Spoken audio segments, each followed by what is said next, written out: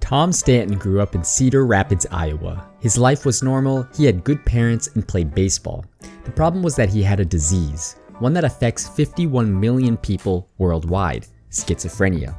Schizophrenia doesn't let you understand what is real. Some may hear voices, others may hold false beliefs. Often schizophrenics behave as if they have lost touch with reality. Tom's parents did everything they could, but often he wouldn't take his medication and he'd run away. Eventually, he'd return home, often looking awful.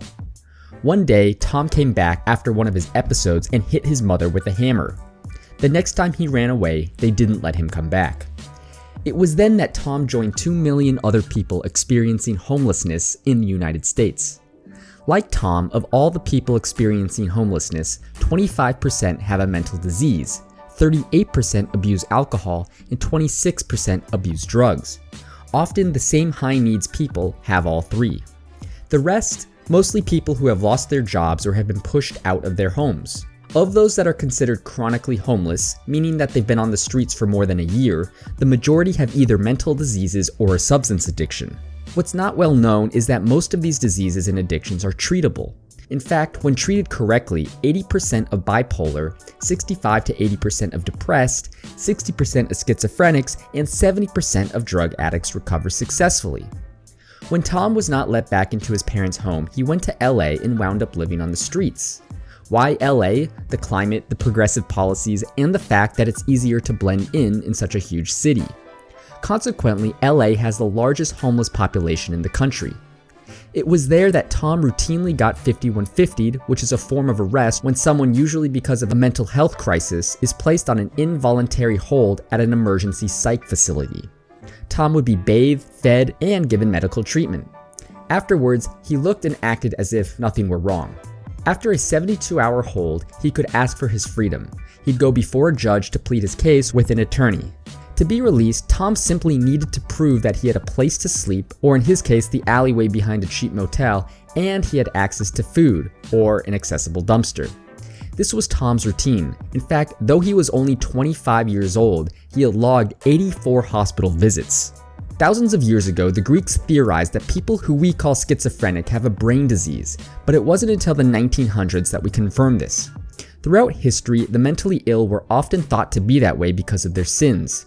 The public had little empathy toward the mentally ill. Treatment was harsh and ineffective, and most were put into asylums as inmates and treated like wild animals, shackled up and experimented on. Around 200 years ago, people began to think twice about such treatment. Many scientists stopped considering mental illness a symptom of sin and started seeing it as a malfunction of the body, the same as cancer or heart disease. The public also began to care more about the mentally ill's welfare. In the 1900s, asylums were renamed hospitals and inmates patients. Effective pharmaceutical drugs were discovered and other innovative treatment were put to work. In the 60s, in light of the civil rights movements and movies like One Flew Over the Cuckoo's Nest, the public's awareness of abuses that many of the mentally ill faced in hospitals grew. Eventually, a process called deinstitutionalization happened. The mentally ill would now be treated in a community-based mental facility instead of hospitals. They also no longer were forced into hospitalization as long as they could prove they could survive without help. This gave the mentally ill more rights, but the community-based mental health centers were not equipped to handle what they had coming. At the same time, federal funding was dramatically cut back. Centers couldn't be built, and those that were did not have services that were good enough. But homelessness is not the only issue here. One forensic doctor, J. Reed Malloy, believes that the rise in mass shootings could be the result of deinstitutionalization. Many of the mass murders over the past 30 years have been committed by mentally ill people who have suffered from untreated diseases for years, and this is where we are today. Tom's last psychiatrist was a man named Steven Seeger. After the court released him for the last time, Seeger found him in his backyard, lying at the bottom of his jacuzzi, dead. He had committed suicide. While sad, Tom's story is not unique. Most homeless people were once regular children and had never imagined living on the streets. Unfortunately, due to mental disease and ineffective treatment, the people who love many of these people can't care for them. So the mentally ill find refuge on the street or in prison. But the streets are really no refuge. The life expectancy of a homeless person is 30 years less than a non-homeless person, but this shouldn't be surprising when you look at the facts.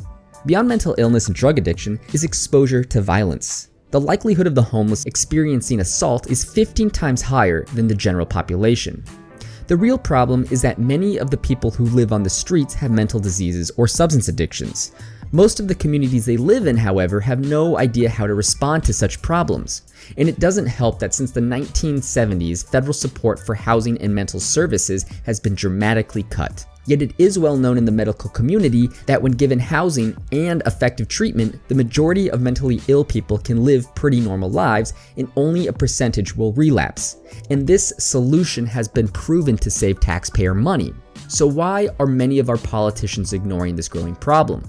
Well, as most of us know, our politicians lie to us, and this will be the topic of one of my future videos.